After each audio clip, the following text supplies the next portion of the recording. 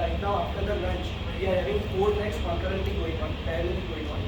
You can switch for the sessions. You have already been given the templates and the timetable is also like pasted in the loadings right out there. You can have a look there. You can change tracks. Track 3 and 4 is going on here. Track 2 and track 1. You can switch tracks between them. Diversity track is just for humans. Now, so previously the web applications that used to be in our industry used to be monolith. So there were a lot of tedious tasks in there, like editing this auto scaling, the security and everything. So then later on, a new architectural concept and organizational concept came on, known as microservices.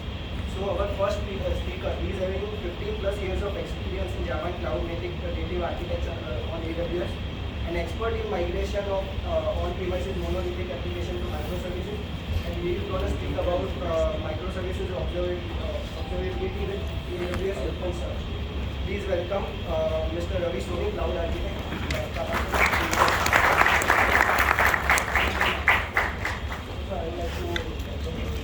Thank you very much.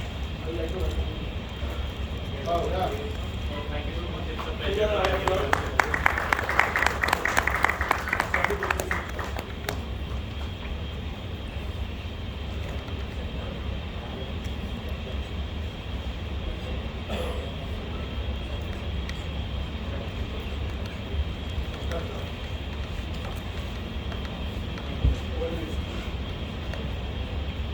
Hello everyone. Looks like people have good lunch. But I don't want to make you to sleep, so we'll make very interesting this talk. Okay, that you will never forget. Okay. And it will be very easy. Nothing, no jargon, no technical work. Okay. I will speak about the microservices observability. Okay. How you move monolithic to the microservices. What are the problems? Okay. And then how the AWS OpenSearch can help you to sort out the problems. Before we start, okay, my name is Ravi Soni. I work as a cloud architect. Actually, I'm going to work as a cloud architect. So currently, I do not have a job. So I'm open to offer.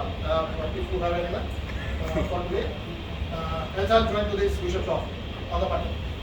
Okay. Before we start the talk, okay, all the characters, whatever that I explain, this is all imaginary.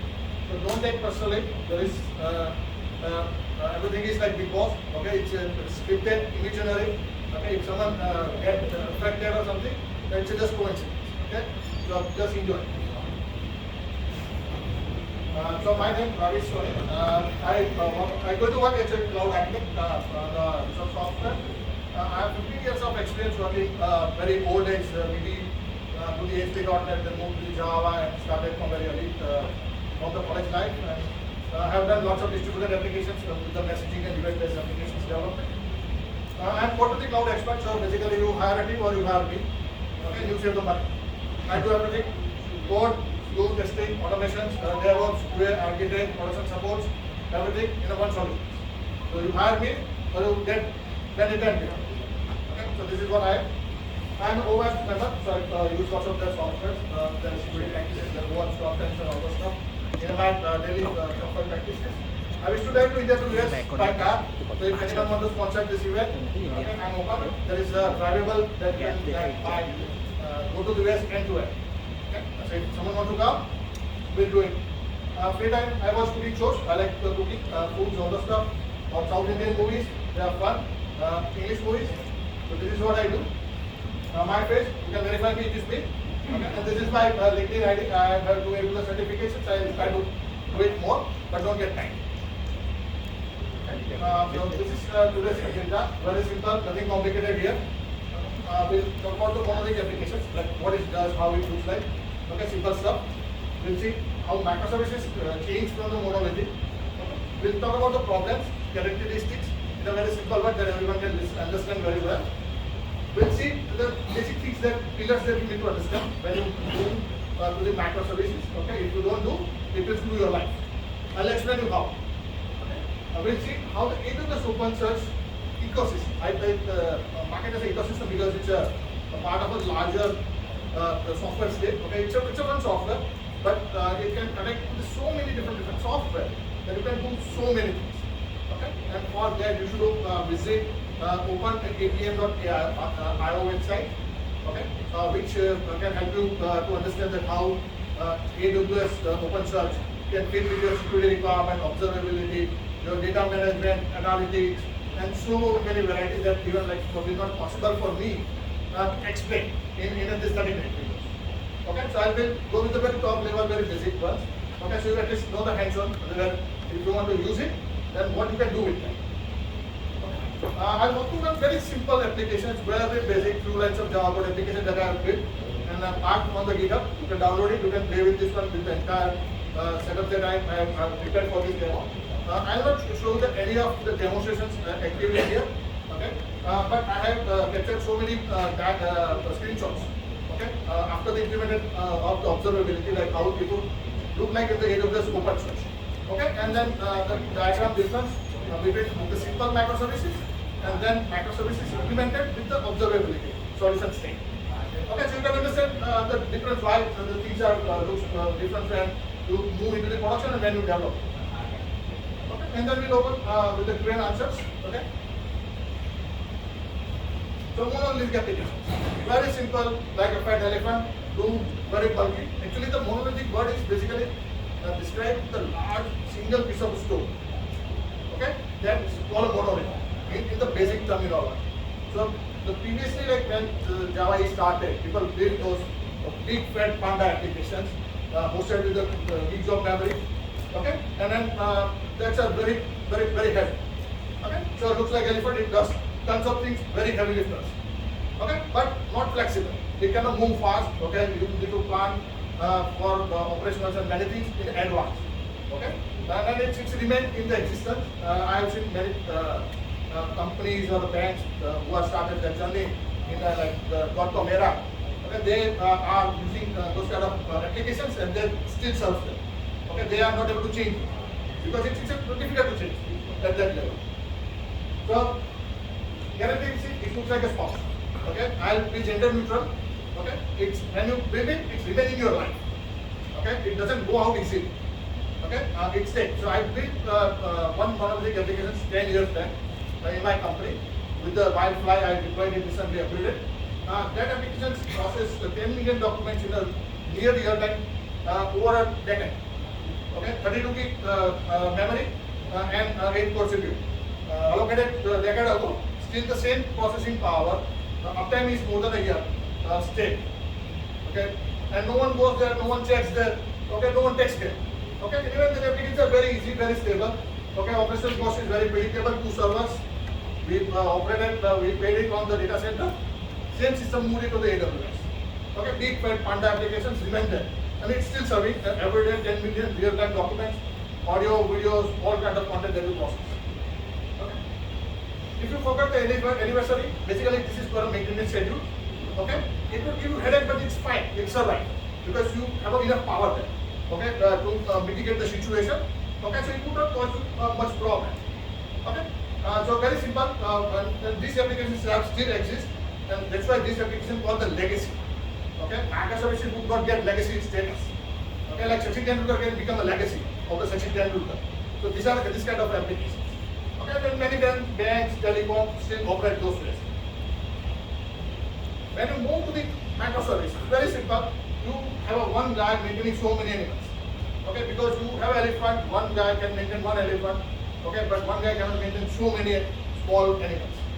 Okay, so you need more problems. Okay, because if you see this one guy wants to walk so many dogs and every dog wants to do something different. Okay, so it's an operational problem in the journal. And that's why you need the DevOps and all kind of the next generation goodies. Okay, extra job openings. Okay, because of this one. Okay, if you move to the back on the days, you will need to be a one guy and would operate everything. Okay, and everyone saves money. So it looks like a doctor, very costly, very cost for maintenance. Okay, you need to buy lots of coffees. I bought it lots of for my bike. Okay, when before I married, and now I don't spend a dime for a Starbucks or a barista. So cost is very less now. In this state, it's unpredictable. Okay, because it's a very tight, small. So you need to make monitoring very hard. You need to scale up, you need to scale down. Okay, you need to adjust the resources against the usage. On the monolithic, it's a big fat panda, everything remains same. Okay, if you have a slight bigger load for some time, it would survive. Here it would not survive. So unpredictable nature, and that's why you need the observability for this reason. Monolithic observability, there is no word like that. But you need it because you have application which can be created from it. Okay, so predictable in nature. Operational cost is very high because you have 4 services. Okay, which is I'll show you the demo. But you need 5 different softwares. Okay, and extra all orchestra to just manage the 4 applications. Okay, so your operational cost directly get doubled. Okay, if you forget the anniversary, which is your maintenance schedule, it definitely give you a headache. Okay, because it's a distributed, you need to make sure entire application state run process well. Okay, if some process not well, some is going down, we will have a problem. Okay, so maintenance schedule here, anniversary gives everything you need to do very particularly. Okay, it gives you a problem, it makes your environment like a big boss house. Okay, it's a big boss is going on, and it would exactly do your boss will do the weekend cover. Okay, it will. I have gone through many of weekend cover in my life. Okay, it's not looks good. Okay, and once you come out the weekend cover, you do the blame game. That exactly happens to that. It's a reality. Okay, and I've seen in my company over a decade. So we don't want to go on this route. So you need the microservices. Yes, it's good, very easy to develop, very small. So you don't have complex things. Okay, but to run the small things, you need a lot orchestra. Okay, so this is what we want to talk about. So what is observability? This is a exact Wikipedia statement which I don't understand. The simplest one, आते रहते हैं तुझको साथ सवार which is DevOps guys statement. This is a movie song from Dabang.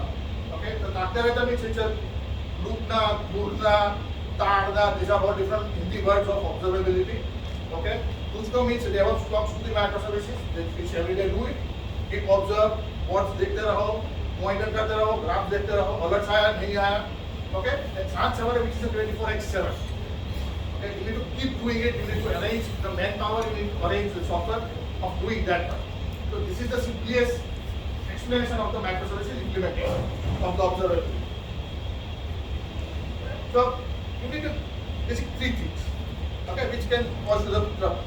One, distributed tracing. As microservices is basically a distributed applications, so you need to trace your thoughts, your events, your data processing, data movements. Okay, request calls every precisely, so you know that how many requests are processed by A application and B application. Which application needs more power, more scaling solutions, wants to have the less power, are ideal, not used. Okay, so you need to trace each and everything to understand that okay, how you want to arrange your infrastructure. Okay, if you don't do, then it definitely will have a problem. Okay, second one. Very important thing which is meant for developers. Okay, I have seen many developers they don't do the application logging good. Okay, we are not native English speakers. Okay, and our English is fantastic, mind blowing. Okay, that I can explain how it causes you the problem. Okay, third one is very simple application monitoring. Okay, so whenever you run the microservices within the container or off the container or even the EC2 systems, you need to understand the application usage, application log, good logging, security events, and all those stuff. Okay, so that is the third one. And we'll see how this all 3 things can be done with the AWS OpenSearch. So what is distributed tracing? Distributed tracing means like when you get one event, when you get that event, you need to trace that event end to end. So how you do it? You do it with some kind of attribute added to each and every request. Okay. So request pass through the different cloud environment. If you take the AWS example, request will be received by other application load balance, or it will have the API gateway. Okay, or you have your own API gateway as either a COM or something. Okay, and all those requests when it reach to that level, okay, first entry point, it adds a request ID. Okay, Amazon does it for every process. Okay, and you can check it on the ALB logs. Amazon request ID. It has a particular header name, AMS request something. Okay, it's a unique tweet for each and every request. Okay, and whenever you pass through each and every layer of the AWS, the unique request ID also get passed through each and every layer. Okay, you can get it for the ALB. If you have a API gateway, you can get that from the API gateway. You have the action can help you to visualize those events. You need to take the request, okay, to identify each and everything, okay, and then when you identify the request ID, you can visualize the entire end-to-end path, okay, how the event reached to your first layer of your state, okay, and then through the database, okay, how the event path moves from applications to applications, okay, which application shows where there is a more latencies, where there is a slow latencies, okay, which are unnecessary code that you make, okay, whether you are going to do one web server API call, the API call talks to the database and that is slow. So it can give you the idea where your request is getting slow. Okay, so you can improve exactly that piece of system, okay, and then you get better performance. Second one is structured application logging. Everyone does it wrong. Okay, I'll show in next slide. Okay, what that means? That means that everyone write a log, okay, for a traceability, and we write logs in a whatever way that we want to understand. Okay, but basically we don't understand when you get the gigs of log from production. Okay, everyone have tools there. Okay, then do the blame game. Okay, someone doesn't understand the log, someone system got crashed. You have not captured the event data. Okay, you don't know which user has logged in, which user has made the payment. You get the huge exception state. Okay, and that's do the things. Okay, so you need to do the structured logging, mostly preferable in the JSON. Because if you have the application log in the JSON, you send it to the AWS OpenSearch. Okay, or you zip it, put it on the AWS S3 bucket, and make it to the Athena box. Okay, you make it to the Athena table on that JSON data. Okay, it will get you the entire table-like structure. You do the SQL query on your application logs. Okay, if you do it on the plain text, nothing can happen. Okay, only God saves you. Okay, and else you will be in the big warehouse. Okay, and to blame him. You have done this wrong, you have done those wrong. It's not my problem, it's your problem. Okay, it's not someone else not doing good coding. My application is doing all those wrong. Other applications have no wrong. So that is playing game basically. So you do exact JSON structured logging every modern application framework. Log4j1, Log4j2, Logback, logging in the Python, logging in the React, and all modern application logging framework including .NET, Go, and everyone are supported by this one. Okay, so you definitely use this ways of logging rather than the plain text logging. Okay, and what is MDC? MDC is a message diagnostic context. Okay, like user Ravi logged in. So Ravi is an entity. Okay, logged in is an operation. That means you have two important components added as a text, okay, which you cannot pass. And every developer will write the same statement in so many different ways. Simple 3-word statement. Okay, I'll see. This is exact the logging example. Okay, user Ravi logged in. Ravi added in the single quote. Okay, log in is an operation. Ravi is the entity. Very important to start. Second developer writes it. User Ravi, but write it in double quote. Okay, making a payment making is operations, and amount is your entity that you want to understand. Same thing, user Ravi, but someone writes it in square bracket. Okay, so these off statement you cannot parse it. You cannot write the regex statements, grep queries, or any kind of analytic tools by this grep data. Okay, and when you get the production logs, you get see the geeks. Okay, in terms of, okay, and then you do the hair rule. You cannot trace the request, you cannot trace the user activities, you cannot trace what happened at that time and application what problem. Okay, so same stuff, but now it's converted into the JSON. Okay, and every application logging framework, Log4j, Logback, and Python logging and the Go and everything can do this kind of logging statements. Okay, you don't need to do anything in the programming. You just need to configure your logging statement, log configurations to produce the logs in the JSON format. So here if you see the severity, trades, application name, where message, everything is common. Here message user logged in, I don't want to care. It's just a statement. But here user is your MDC keys, you should add extra, and then your operation login is the MDC key that you add extra. Okay. Similarly, this one here you add the amount. And the operation is a payment, user is a Ravi, so Ravi is making a payment operations with the amount there. Okay, and if you take this kind of a log statement, jump it, bundle it, put it on AWS S3 bucket, make it a query on this one, and it's become your SQL database. Okay, you can query everything by where close and whatever way you want to do it, including your date range and everything on a daily basis. You can make so many dashboards. Exactly, you can do with the AWS OpenSearch. Even you don't use those ones, you can take these JSON logs to the any other your monitoring systems. Okay, you don't need to do anything extra, no regex, no hassle. You just dump it. Okay, and everyone would understand. Okay, if you are like going to any of the modern application companies, you are right, they would ask you to do this. Send your logs in the structured format. Okay, if you understand the structured logging, okay, what is structured logging?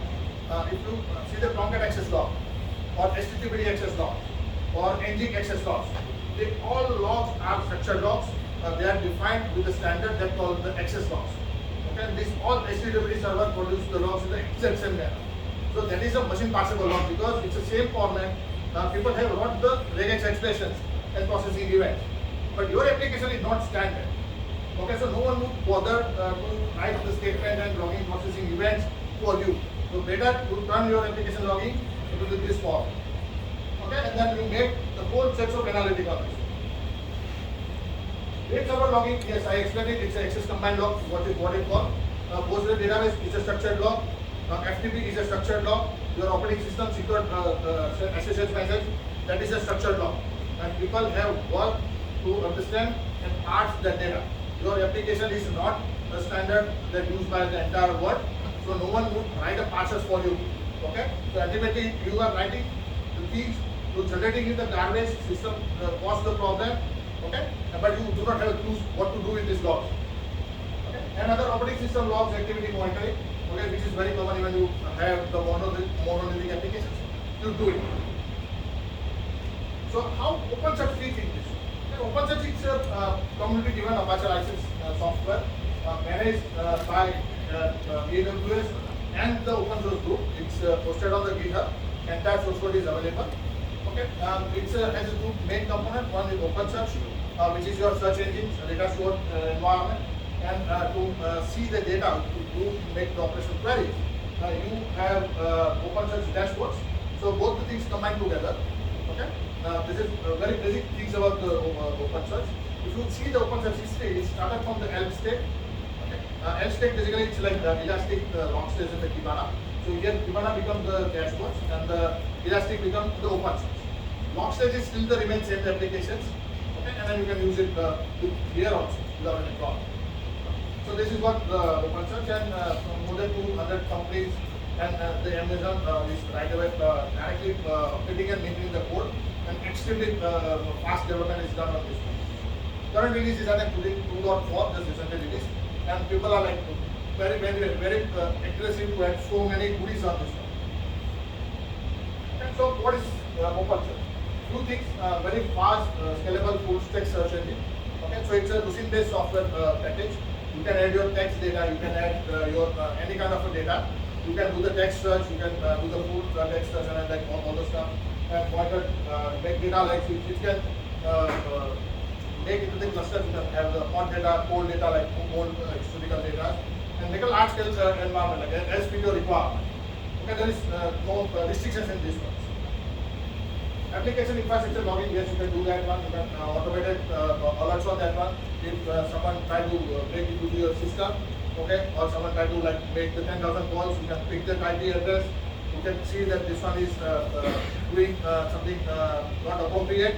You make the alert calls on that one, and then once you alert is being generated, you can deliver different ways like snakes, and there are many integrations that you can do that one. Another thing I spoke about the ecosystem. So this alert can be sent it to the other stake of applications. When I was in the keynote, I saw one girl was logging into the Wazoo dashboard. So you can connect the AWS OpenSearch with the Wazoo, okay, and then send this IP address who try to log into your system so many times with the brute force, and then Wazoo will automatically block that IP address as the event. So you can make this entire automated system. This is one example. You can do tons of things. Okay, and then for that you should visit openapm.io website. You will see all sorts of integration options with this thing. Okay, security event management, yes, you can do the forensic analysis. You can do because everything is stored there, everything is categorized. everything is processed like the time series database. There are many ways you can visualize based on the graph and the queries because it's kind of like search engine with the structured data. So you can use that one. You can do the operational health tracking. This is what will show you the observability. Okay. Then the most important thing that happens here that we get is it's trained the machine learning model. So you have a log, like for the previous example, you have a payment system. Okay, and you get generally you sell the product or in general people buy product for $10 to $20 in a average. But suddenly you got a spike and someone bought the products for $20,000. So that is not the failure, but that is the anomaly in your system. And you should understand that what is those anomaly and you need to react on that one. So you send those logs to the AWS OpenSearch, you process those logs, then you make the query to find your data, then send that query to the machine learning models.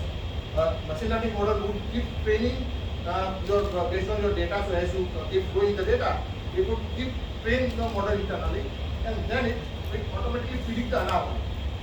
Okay, suppose you are getting the data from some providers.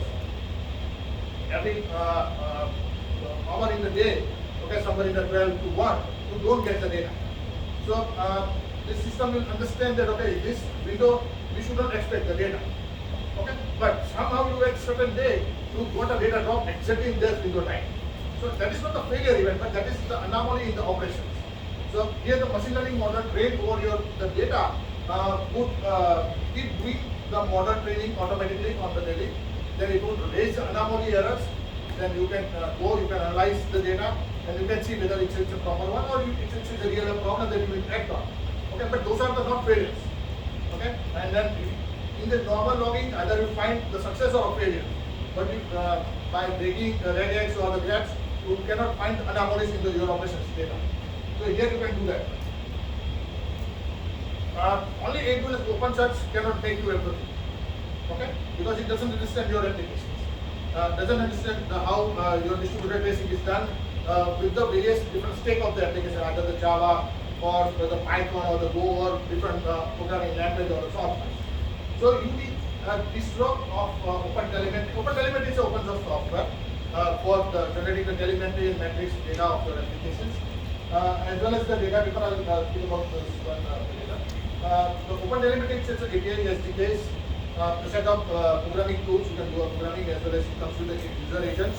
Then you start with your Java applications or the other ones, and then it will keep generating your all internal trace calls, method by method, and the application by application, and it will keep sending to the outside environment. I'll also how it connect to the OpenSearch. Okay, and you can find two kind of distros here. One is AWS distro from OpenTelemetry, which is a bit different than the plain OpenTelemetry data distro. OpenTelemetry is a very generalized data software. Okay, for everyone, it is probably the old product. But here, this one is specifically altered, modified, and added lots of more goodies to understand how you operate your applications within the AWS environment. Like it understands your X-rays trace calls. It understands your ALBs, it understands your API gateway interactions with your applications. Okay? So a lot more which AWS needs to make your application works very well with the AWS environment. They are maintaining and updating these all distros by themselves. Okay, so if you are working with the AWS environment, your microservices are in the AWS, then I'll encourage you to use this distro rather than the plain vanilla OpenTelemetry. Okay. It's a distro AWS supported. They are keep maintaining. They have everything on the GitHub, so you can also check out the source code and you can see that one. Data Clipper is a bit different component. Okay, therefore you will not find any websites about this one. It's very actively in the development within the AWS, and somewhere probably this would replace the log space. Okay, the log space is developed by some admin guy over the time. Okay, and then it's very popular because of part of the Elk state. Okay, but the AWS developing this data Clipper, there is probably no website, but there is a GitHub links for that one.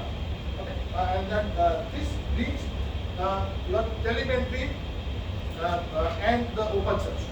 Okay, because OpenSearch doesn't understand your telemetry data. OpenSearch has its different ways of operating and seeing the data. And telemetry produces something different. So telemetry data goes to the data paper change it, process it, enhance it, the good way on OpenSearch understand, and send it to the OpenSearch, and then OpenSearch dashboards start getting active. Okay, if you don't have these three in the complete one line, okay, things would not work. Okay, because no one understands each other basically in the straightforward. You need other software, yes, you need the log space at certain point because this data paper is not completely ready to be replaced, I believe, at some point. So log space, everyone knows it's a log processing framework. You ingest the log data and then you process it, and then you go for that one. You have Wix, which basically it's a file streaming, data streaming tools. Once you install it, it has done one thing, like you send the file logs, or you maintain the matrix, or you do the matrix. So we'll speak about very simple applications, very straightforward. Okay, 4 applications, one ecom API which is made to open to the public. Okay, and then you have 2 options. One is either you list the user or you make a payment. Okay, and then user have the addresses. Okay, and there is one data. These are deployed in a container, very simple, nothing complicated here. Okay, so what you do is when you implement the observability, this becomes like this. It's the same applications, nothing changed. Okay, but this core system, like core container, become much more complex because you need to understand the file bits, get the data from the volume, you need to make that environment. This is what I said. This are costly to maintain. Okay, your operation cost get covered, you more manpower, and you need to make you spend more money. Okay, and then telemetry data goes to the data paper. It comes to the OpenSearch. Here you see the blue line. Red ones are maintained for your file bit. It's your operational data, your logs data. So it goes to the file bit. Then file bit goes to the log space, and log space send it to the OpenSearch. So this is how when you implement observability, your system goes that complex. Okay. If you don't do it, it's a 4 system. Okay. If you turn everything in a one system, then it's become monolithic, and you don't need this 8 board system. Okay. So this is what you see the prospective difference in the cost, operational, and maintenance activity. So these are some of the dashboards.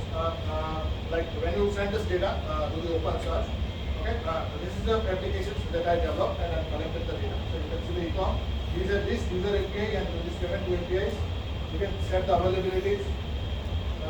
You can see the latencies, error rates, trace how much it does, how it looks like. Okay, by each and every APIs. You can see which service is connected to whom. So basically, if you see this main API, the main connect to the payment and user. But if you see the user connect to the main payment and the user address. So this all things can be inferred from your telemetry data. Okay, there is nothing has to do with in the configurations to the OpenSearch, just send the data. This is how we generate the graph automatically based on your API calls, how your system interact with each other. This is shows you the trace over the time, trace error over the rate of the time, different aspects of the error and operational activity. If you take one request, okay, you can see this one. This request took 200 milliseconds, and then it goes to the payment controller. Then it makes the main HTTP API to the payment. So this payment. So these are the red lines for payment. The payment it goes to the user. So these are green line, and there are total 21 spans till the database query get executed to the database. Okay, and it's a response time. You can see entire trace here, and you can see the file which applications take how much data is there. Then you know whether you need query optimizations or what it is. So these are some of the URLs that you should. This is one where I put the demo. Okay, the OpenSearch website. So this is the OpenTelemetry.io, which is you get the OpenTelemetry data. You get the Amazon OpenTelemetry where the Amazon official page is there. You get the data paper projects GitHub because there is no such website for existing that. And you have this OpenSearch as this page. To connect the OpenSearch to the data paper, but it's a bit complicated to say. So that's it for the sessions. I'm open for the questions if you have. We have time or we are sorry, we'll probably format one, but I'm here. Okay, so if you have any questions, then we can separate it on that. Thank you.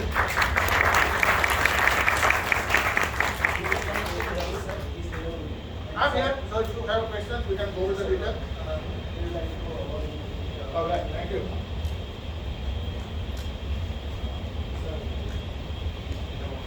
Oh, thank you very much.